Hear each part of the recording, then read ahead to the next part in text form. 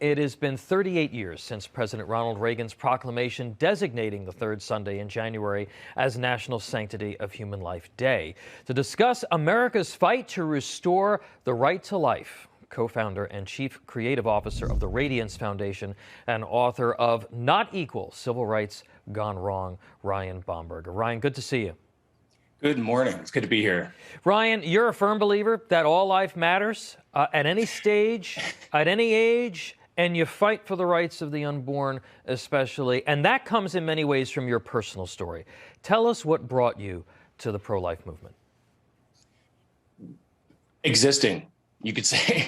I'm literally that 1% that is used 100% of the time to justify abortion. My birth mom experienced the horror and the violence of rape, but I thank God that she was courageous enough to not only give me the incredible gift of life, but give me the incredible gift of adoption. So I grew up in a family of 15, small family, 15. You know, your typical American family. Yeah. I have 6 brothers, 6 sisters, 10 of us were adopted. So when people ask me why I'm passionate about this, it's because many say that I should have been aborted, but yet my parents saw in me what God created me to be.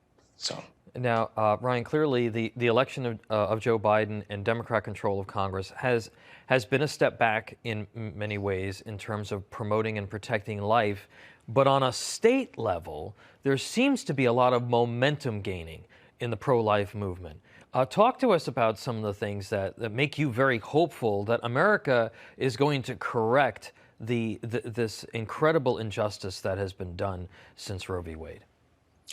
Yes, there is definitely a lot of momentum on the state level because you have, state politicians, statesmen and stateswomen who are fighting for the right to life when the federal government continually fails. So I'm encouraged by the passage. I mean, Texas, you see the Heartbeat Act, in Mississippi, the 15-week ban, which brought us Dobbs v. Jackson at the Supreme Court. And then you hear the oral arguments from Dobbs v. Jackson, and you have to be really encouraged because the right side, if you will, is arguing from a constitutional perspective, and the liberal side was just pathetic. I mean, you had Justice Sotomayor, who actually talked about how she compared fetuses, an unborn child, to what she said was dead brain people. I know she confused her words, but she also thought that women were pregnant for 23 to 24 months when she said a fetus isn't viable to them. So I'm really encouraged, not only in the state action, but perhaps what's going to happen at the Supreme Court level. The injustice of abortion, I think it's meeting its end.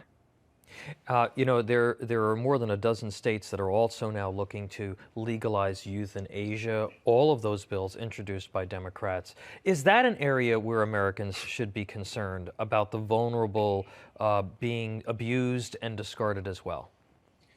You know, it's interesting because in your previous segment, you talked about the whole vaccination thing, showing your vaccination cards. The Democrat Party has always been the party of division and dehumanization. And now the party of slavery, the party of KKK, the party of Jim Crow, now they're the party of Jim COVID. It's amazing to me how we think we can be the arbiters of human value. And you've got a political party that is constantly saying, you're not equal, you're not equal, you're not equal.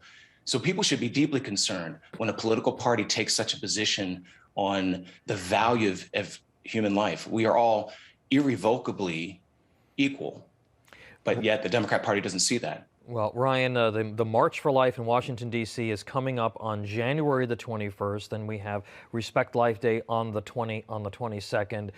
That's always a fantastic event. And again, I wanted to have this conversation this morning because it is about momentum. We want people to feel like, yes, there are folks who are coming around to the fact that we need to respect life again in this country. Thank you so much for being here and telling your story, Ryan Bomberger. Thank you.